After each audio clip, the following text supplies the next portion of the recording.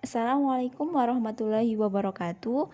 Berjumpa lagi dengan saya Dita Lufitasari dalam mata pelajaran Praktikum Akuntansi Lembaga dan Instansi Pemerintah. Pada video pembelajaran kali ini, kita akan membahas mengenai akuntansi aset desa atau kelurahan, di mana pada video pembelajaran sebelumnya kita sudah mempelajari mengenai aset satuan kerja. Nah, apa saja sih yang harus kita bahas dalam materi akuntansi aset desa? Kita akan belajar mengenai pengertian aset desa, klasifikasi aset desa, pengakuan dan pengukuran aset desa, dan yang terakhir pencatatan aset desa. Silahkan disiapkan buku tulis kalian untuk mencatat materi-materi yang penting dalam video pembelajaran ini ataupun materi-materi yang masih kalian bingungkan sehingga nanti bisa kalian tulis di kolom komentar dan akan kita bahas bersama-sama.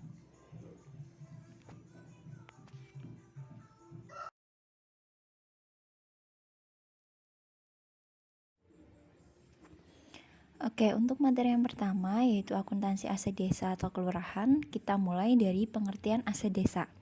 Aset desa adalah sumber daya ekonomi yang dikuasai dan atau dimiliki oleh pemerintah desa sebagai akibat dari peristiwa masa lalu dan dari mana manfaat ekonomi dan atau sosial di masa depan diharapkan dapat diperoleh, baik oleh pemerintah desa maupun masyarakat, serta dapat diukur dalam satuan uang, termasuk sumber daya non-keuangan yang diperlukan untuk penyediaan jasa bagi masyarakat umum dan sumber-sumber daya yang dipelihara karena alasan sejarah dan budaya.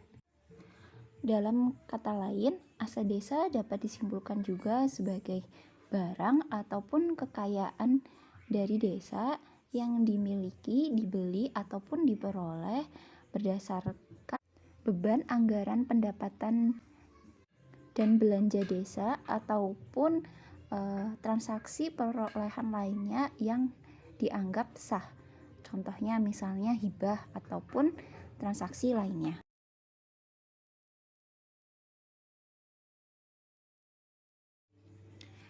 Klasifikasi aset desa. Aset desa diklasifikasikan menjadi dua, yaitu aset lancar dan aset tidak lancar. Aset lancar itu adalah aset yang dalam periode tertentu tidak lebih dari 1 tahun dapat dicairkan menjadi uang kas. Contohnya di sini adalah kas, piutang, persediaan, dan lain sebagainya. Aset lancar juga dapat dikatakan adalah aset yang paling liquid. Aset yang liquid adalah aset yang dapat dikonversi dengan cepat menjadi bentuk kas atau uang tunai. Semakin cepat aset tersebut bisa dikonversi ke dalam bentuk kas, maka semakin liquid aset tersebut. Jenis klasifikasi yang kedua yaitu aset tidak lancar. Aset tidak lancar adalah aset yang mempunyai nilai ekonomis lebih dari 1 tahun. Nilai ekonomis itu sendiri adalah nilai guna dari aset yang dimiliki oleh suatu desa tersebut. Contohnya di sini adalah gedung, tanah, dan kendaraan yang masing-masing memiliki nilai guna lebih dari 1 tahun.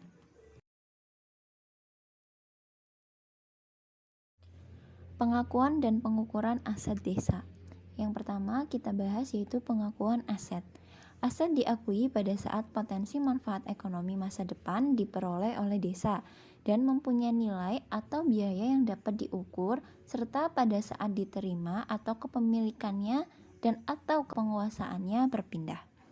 Contohnya dalam hal ini apabila misalnya desa itu membeli satu perangkat komputer, maka pada saat terjadi transaksi tersebut, komputer tersebut sudah menjadi aset desa.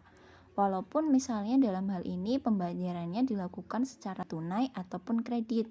Karena di sini pemerintah desa sudah memperoleh potensi manfaat dari komputer tersebut dan komputer tersebut mempunyai nilai yang dapat dinyatakan dalam satuan uang dan kepemilikannya juga sudah berpindah dari toko menjadi milik desa. Selanjutnya yaitu pengukuran aset. Aset diukur menjadi 5 kelompok, yaitu yang pertama, kas dicatat sebesar nilai nominal. yaitu sebesar nilai transaksi yang berkaitan dengan kas tersebut. Yang kedua, piutang juga dicatat sebesar nilai nominal. Yang ketiga, persediaan dicatat sebesar biaya perolehan. Biaya perolehan itu sendiri adalah biaya yang dikeluarkan sampai dengan persediaan tersebut menjadi milik dari pemerintah desa tersebut. Selanjutnya yaitu investasi. Investasi juga dicatat sebesar biaya perolehan, yaitu seluruh biaya yang dikeluarkan oleh desa dalam rangka memperoleh investasi tersebut. Yang terakhir, aset tetap. Aset tetap juga bisa dicatat sebesar harga perolehan, yaitu semua biaya yang dikeluarkan dalam rangka memperoleh aset tersebut. Apabila misalnya harga perolehan tidak diketahui, maka bisa dinilai berdasarkan harga wajar, yaitu harga yang berada di pasar secara wajar.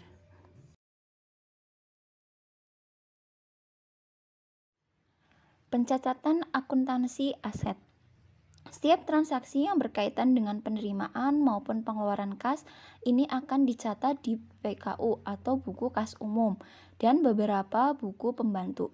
Jadi dapat dikatakan buku utama pada transaksi yang dilakukan oleh desa yaitu ada buku kas umum dan beberapa buku pembantu sebagai penunjang. Berikut ini merupakan bentuk umum dari buku kas umum. Yang pertama terdiri dari kop yang berisi nama desa, nama buku yang berarti di sini buku kas umum, dan periode terjadinya transaksi. Kemudian pada buku kas umum di sini terdapat 9 kolom yang harus diisi pada setiap melakukan pencatatan untuk suatu transaksi. Yang pertama, kolom nomor. Yang kedua, kolom tanggal untuk mencatat tanggal sesuai dengan transaksi keuangan. Yang ketiga, kolom kode rekening, yaitu untuk mencatat kode rekening sesuai dengan akun yang bersangkutan. Kolom keempat, yaitu kolom uraian, yaitu berisi tentang penjelasan atau keterangan singkat berkaitan dengan transaksi yang terjadi. Kemudian selanjutnya ada kolom penerimaan dan kolom pengeluaran. Kolom penerimaan dan kolom pengeluaran ini diisi sesuai dengan transaksi yang terjadi. Apabila kas umum desa itu bertambah, maka kalian isi di kolom penerimaan. Dan apabila kas desa itu berkurang, berarti kalian isi pada kolom pengeluaran. Selanjutnya nomor bukti diisi dengan nomor bukti sesuai dengan bukti transaksi yang ada. Selanjutnya ada jumlah pengeluaran kumulatif, yaitu kolom yang berisikan jumlah pengeluaran yang sudah terjadi. Terakhir yaitu kolom saldo, yaitu berisi saldo akhir dari kas.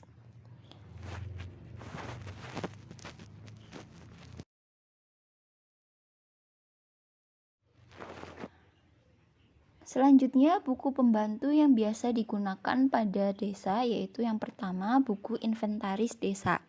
Buku inventaris desa ini digunakan untuk mencatat barang-barang atau aset tetap yang dimiliki oleh desa. Jadi dapat dikatakan buku inventaris desa ini merupakan daftar nama barang beserta dengan harganya yang dimiliki oleh desa. Nah, pada buku inventaris desa di sini terdapat 7 kolom yang harus kalian isi. Yang pertama kolom nomor, yang kedua kolom tanggal diisikan sesuai dengan tanggal transaksi. Jenis barang berarti diisi dengan jenis barang yang dimiliki oleh desa, misalnya komputer, kendaraan ataupun yang lainnya. Jumlah barang berarti diisi dengan jumlah dari barang yang dimiliki oleh desa tersebut. Satuannya berarti bisa diisi, misalnya kalau membeli komputer berarti satuannya bisa ditulis unit, dan kolom jumlah itu berarti kolom untuk mengisi harga dari barang tersebut. Kemudian kolom sumber itu berasal dari dana yang digunakan untuk membeli atau memperoleh barang tersebut. Apabila misalnya desa itu membeli, maka bisa diisi dengan dana desa.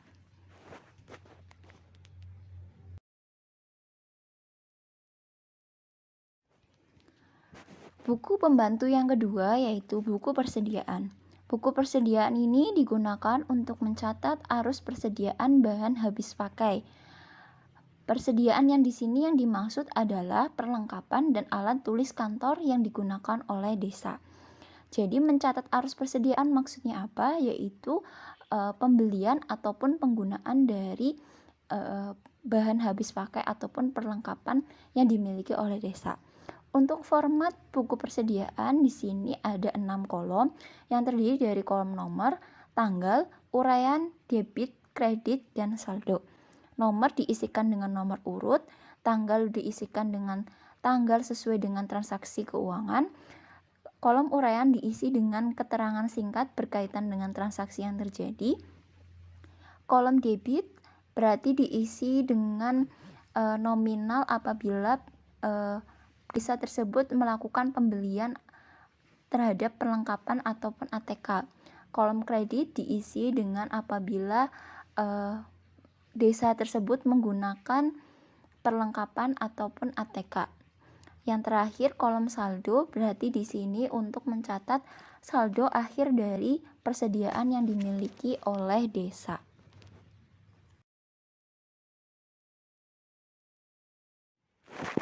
Kemudian yang ketiga yaitu buku piutang. Buku piutang digunakan untuk mencatat transaksi keuangan yang berkaitan dengan piutang yang dimiliki oleh desa tersebut. Untuk format buku piutang, ini sama dengan buku persediaan, yaitu berisi 6 kolom yang terdiri dari kolom nomor, tanggal, uraian, debit, kredit, dan saldo. Untuk pengisiannya juga sama dengan buku persediaan. Untuk nomor berisi nomor urut sesuai dengan urutan transaksi. Kolom tanggal yaitu berisi dengan tanggal transaksi. Kolom uraian berisi keterangan singkat mengenai transaksi yang terjadi. Kolom debit berarti untuk mencatat piutang bertambah. Kolom kredit untuk mencatat piutang berkurang. Dan kolom terakhir yaitu saldo untuk mencatat saldo akhir dari piutang. Piutang akan bertambah di sisi debit dan akan berkurang di sisi kredit.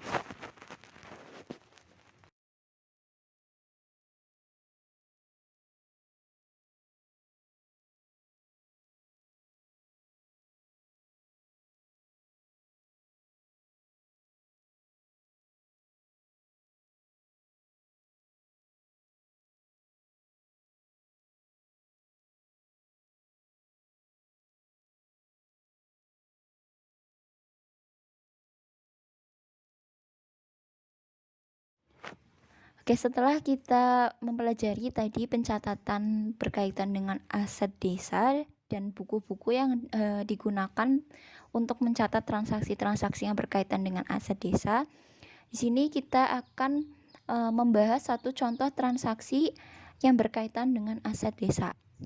Kalian bisa perhatikan contoh transaksi berikut ini. Berikut ini transaksi yang terjadi di Desa Gemah Ripah pada bulan Agustus 2018. Yang pertama, pada tanggal 3 Agustus dibeli alat tulis kantor di toko Merdeka senilai Rp350.000. Oke, dari transaksi pertama ini di sini terjadi transaksi pembelian alat tulis kantor secara tunai senilai Rp350.000. Maka transaksi ini akan dicatat pada 2 buku yang digunakan oleh desa. Yang pertama yaitu buku kas umum karena di sini terjadi pengeluaran kas, dan yang kedua yaitu buku persediaan untuk mencatat pembelian alat tulis kantor senilai Rp350.000. Kemudian pada tanggal 6 Agustus dibeli secara tunai komputer PC senilai 8 juta pada toko Kompak.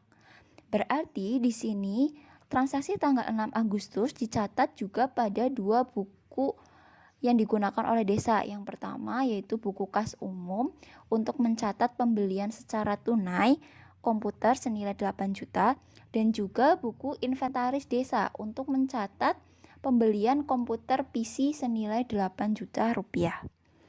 Selanjutnya pada tanggal 10 Agustus dijual produk keripik hasil usaha desa kepada toko oleh-oleh Mangga Mampir sebesar 3 juta.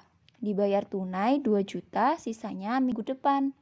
Berarti dari transaksi tanggal 10 Agustus di sini, pemerintah Desa Gemah Ripah itu memperoleh pendapatan senilai 2 juta dari hasil usaha desa.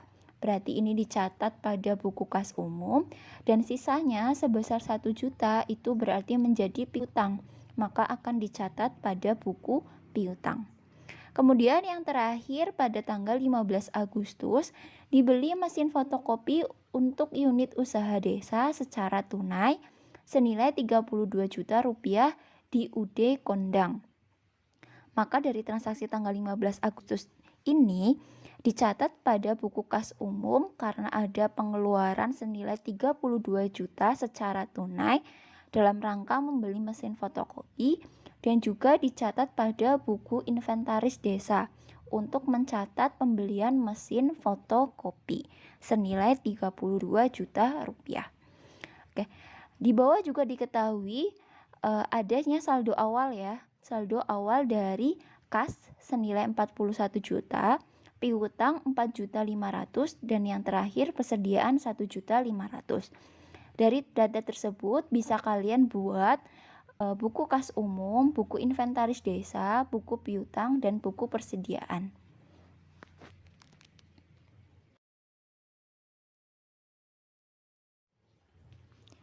Oke, berikut ini tampilan dari buku kas umum dan buku inventaris desa berdasarkan dari soal sebelumnya.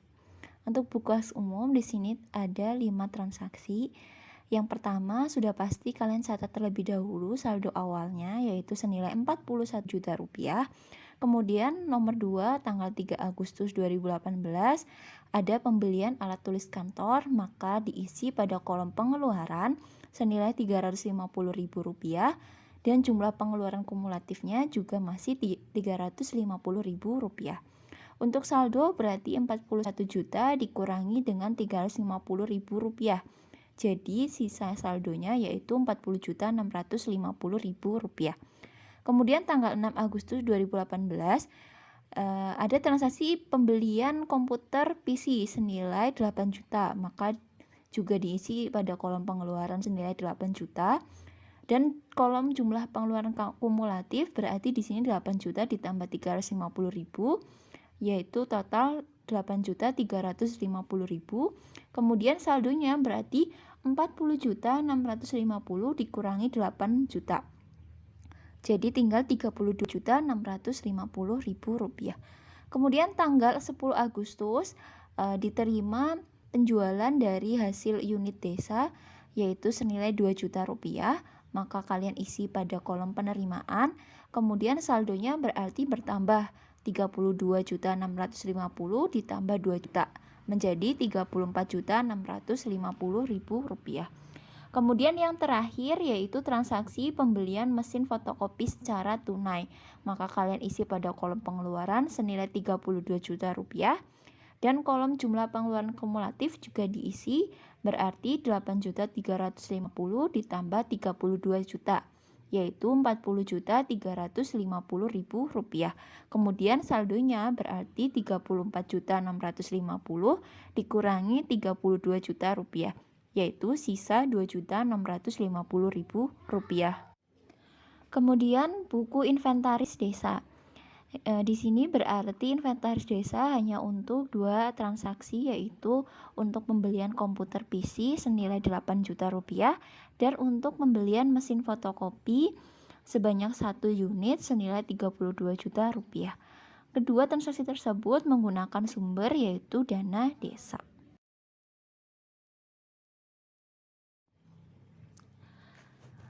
Buku persediaan dan buku piutang yang dibuat oleh Desa Gemah Ripah. Yang pertama yaitu buku persediaan.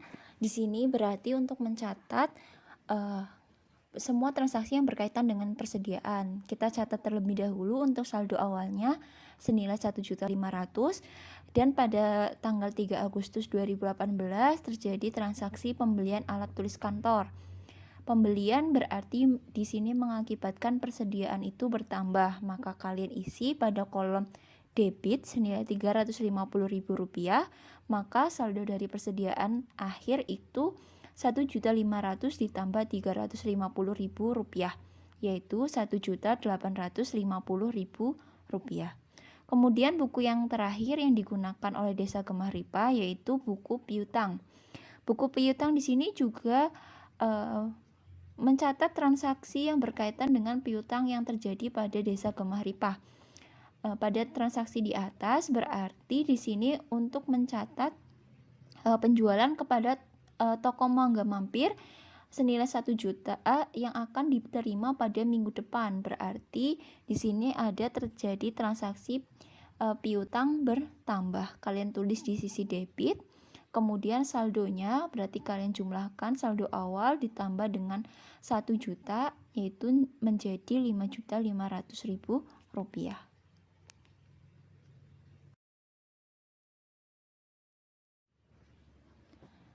Oke, demikian materi mengenai aset pemerintah desa atau kelurahan. Apabila dalam penyampaian materi di sini masih banyak hal yang ingin kalian tanyakan, bisa kalian tulis di kolom komentar dan nanti akan kita diskusikan bersama-sama.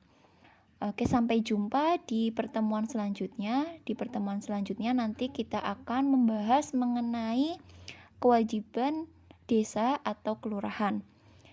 Oke, cukup sekian sampai di sini. Tadi kita sudah mempelajari banyak hal, mulai dari pengertian aset, klasifikasi aset, pengukuran dan pencatatan aset desa atau kelurahan. Sekian, wassalamualaikum warahmatullahi wabarakatuh.